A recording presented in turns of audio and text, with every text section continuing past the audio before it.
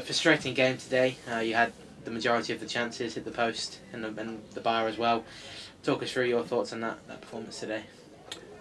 Always fancied it to be scrappy, horrible game.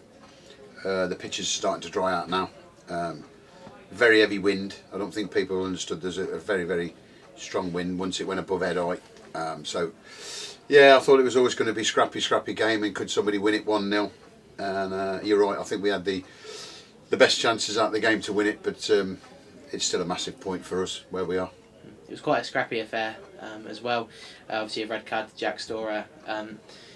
But it seemed like it was a game that you could have maybe 2 or 3 by the end of it. What were your thoughts on that, and then some of the big decisions that the referee had to make? Yeah, no, I was a young referee and I thought he lost control of the game a little bit. Struggled to get it back. Dished too many cards out early. He could have just had a chat with everybody, but I think they've come here to upset us and spoil. Some of the challenges were horrendous, weren't they? I mean, our lads got booked for mouthing and pushing, and some of theirs I thought were close to red cards. But I don't want to see anybody get sent off in football, but I do think the referee spoilt the game for a spectacle for the near on 800 people. So you just have to let it go, don't you? Referee's got it wrong too many times today, but he's young and learning, so we'll have to let him learn today, but probably at our expense. In contrast to a few months ago, of course, it was a heavy defeat, in a reverse fixture, as to now it's a 0-0 draw. As you said, you look like the better team. Can you talk to us a little bit about that sort of change over time and how pleased you are now with the way things are going? Yeah, obviously we got beat 4-0 in the FA Cup. Made 7 or 8 changes out of respect for the supporters. The supporters were screaming for changes. We went on an 8-game unbeaten run. Then we go to Stratford again and dominate the game and find ourselves sort of like 3-0 down, and you're like, wow.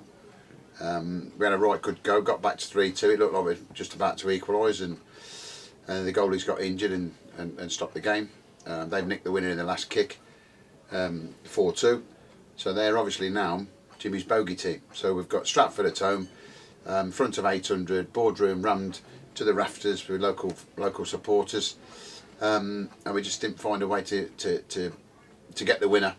But the transformation has obviously been Andy Ginnelly.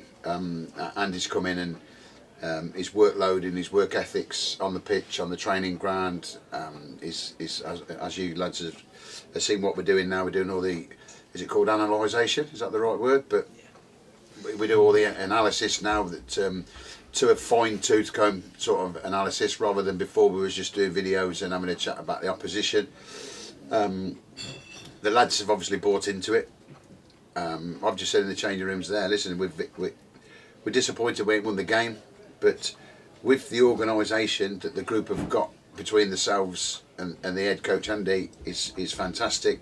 Hence, nobody's put a goal past us in the last 5 games. So a hell of a lot of it is down to Andy, and the main thing is the players are actually buying into what we're trying to do, and the players, it's everybody comes through the gate to watch the players. They don't come to watch the manager or the coach. They come to watch the players, and we've got to pat the players on the back massively, because they're doing everything we're asking them to do at the minute.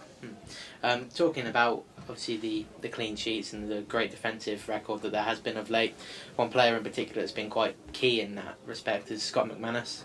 Given the captain's armband not too long ago as well, he's really carried the defence in an injury-stricken time. How key has he been in order to the success of late?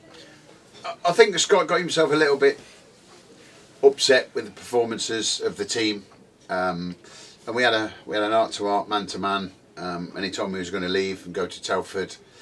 I asked him to be a man and back me till the end of the season. At the end of the season, do whatever you want, Scott.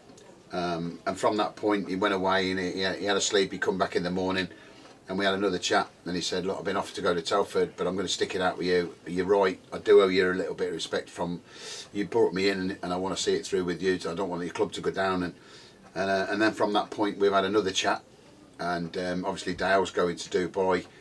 Damien got his COVID problems. Macca's gone in as skipper.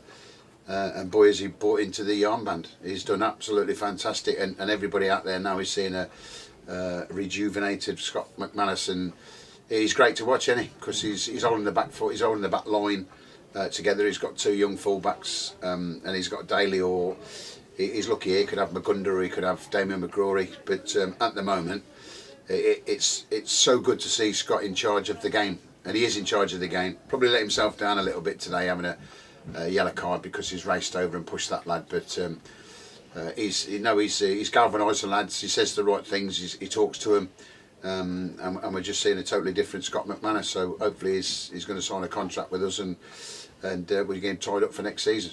Yeah, and just finally, of course, moving on to next week, Redditch is going to be a very tough game, but one that, you know, again is there for the taking if you play the way you have been recently. Are you confident that you can go there and get a result? And you know?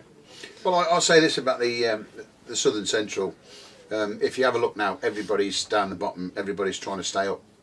So it's tougher at the bottom than it is at the top. You know, your Lower Stratford will win a game. Your Biggleswade will win a game. Itchen will win a couple of games on the bounce. Nuneaton are now winning a couple of games and not getting beat.